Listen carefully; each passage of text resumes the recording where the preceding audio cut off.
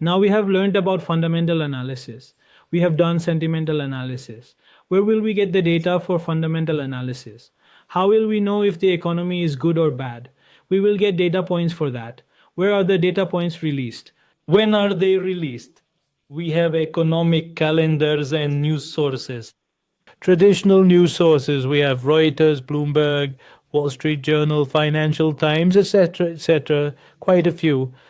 After that, you get the best Forex calendar in Forex Factory. From there, you get the designation of every event that an event is coming. I have to participate in it. You find out from my FX book. So we use these economic events. We track economic events with them and get all the news data from them. Okay, now when you go into the news, you will see one point written as previous. One point will be written as consensus. RT, you will say. One point will be written as actual. So remember, whenever the news data meets expectations, it will never affect the market. Okay, the market we discussed in fundamental analysis, the markets have already moved on what they expect, and when the market has already moved on it, what will happen? It will not affect it. Market expectation, it matters like this. If the data comes above the market expectation or below the market expectation, then the market's future expectation will change. You also saw that the data held such importance that it would change future expectations. Data came against the expectation, but can it change the future expectation? If it changes the future expectation, we will get a reversal. If not, even if there is currently a bad trend, bearish data has come, but it cannot change the future expectation. So we will get a simple retracement, discussed reversal retracement in front. If they change the future expectation, the entire fundamental scenario changes, then that will be the reversal indication. What will happen on that? Your trend will change on that. So you have to see this and keep this in mind. If the market gets an indication that the data will be weak, then the data comes out weak. So it is possible that after the weak data comes, the price may move in the opposite direction. The data came and it was a bad situation for the dollar, but the dollar kept rising before the data came. Did the dollar start falling after 2 days of data? What does this mean? Why? The market was expecting the data 2 days earlier. The market had done bullish pricing based on its expectation. The movement had already happened. Now they are taking profits. So you need to understand that consensus matters a lot, and which data point is changing the trend, which data point is not changing the trend. Then the biggest thing with the current data points is data revision. If the basic or CPI was strong, then the CPI was strong. They revised it to be much weaker. So any data that seems bad for the dollar, but the market has been reacting badly to the previous data for 2 months. They said that the bad data has been revised because our calculation was wrong. Now the calculation has been messed up. So despite the bad move and the current data being bad, what will the market do? The market will start to fall. So the market economic data is often revised after release. If the expectation is not too high, it does not affect the current data. So you need to keep an eye on it. It can confirm the trade and also challenge and change the trend. That's why you need to keep an eye on it. And why does this news matter? Because news is its driving force. News, events, economic data, central bank announcements, geopolitical developments, war, famine, any natural disaster. These all move the prices. Unlike the stock market, adding on news or acting on news is legal here.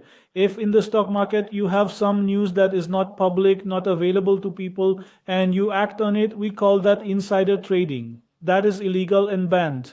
In Forex, if you have some data, some news has come to you and you react to it immediately, there are no legal issues. So now we have the news. Now how do we trade this news? There are many ways to trade news, and the biggest way is not to trade the news. That is why we will avoid the news.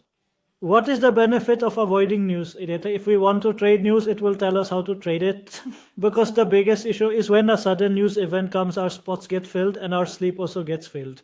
Where we want to enter, we don't get entry there. Some very one-sided data came. You had set it up like that. Yours was in 5 pips and it hit at 50 pips. Your wrist size was big. Your account went to 0. Your account got washed, or your month's hard work got spent in one trade. So what do you have to do with these things? Always keep them in mind.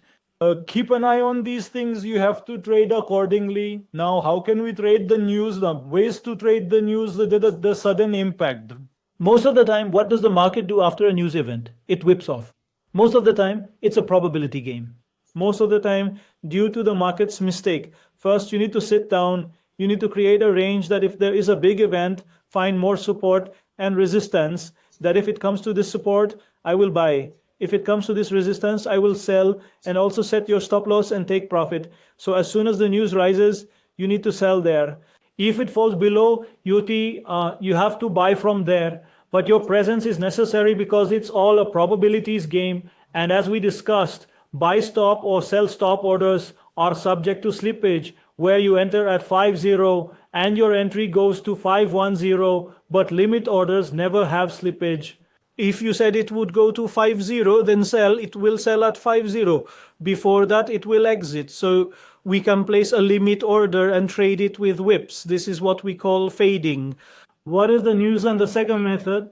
The second method is to have directional bias. Fading the news is non-directional bias. Here takes advantage of that attitude. If it goes up, sell. If it goes down, buy, which is what directional bias do. What they do is experience the news and predict the move based on the news. Now you have to interpret the news. You have to predict the move of the news. Based on that, you have to decide what to do. You have to place the trade. The issue with this is because we are retail traders, it affects us. If our position is hit from afar and extreme news comes, we could suffer significant losses. So we will try our best to avoid this. This is best for those who have extensive access to data, which we retail traders do not have, and who have market execution during times of news. It is much better compared to retail traders. Those people can do this work. We cannot do this work. Now we will go into a bit more detail how we have to trade with north directional buyers. For example, we have to tag breakout points on the charts. Then after the news comes and the candle closes on the charts, we can do breakout trading from there. This is what we call directional buyers trading. All right. Now the second way, care. The second way to trade is the standard trade strategy or non-directional buyer strategy or fading. The new strategy has many names that you can choose to give. How we have to set it up, how we have to identify it. We have to create a range and identify support and resistance. There we have to place stop loss orders and take profit orders accordingly. All right, you tell me whether this water will go to support or resistance. If I sell from there, this will be my profit. If the support breaks, then where I will be, I have to decide that. But I will not decide. And if a sample experience comes, I can get in a very bad situation. What is the conclusion? Mastering this news reading is a lot of hard work.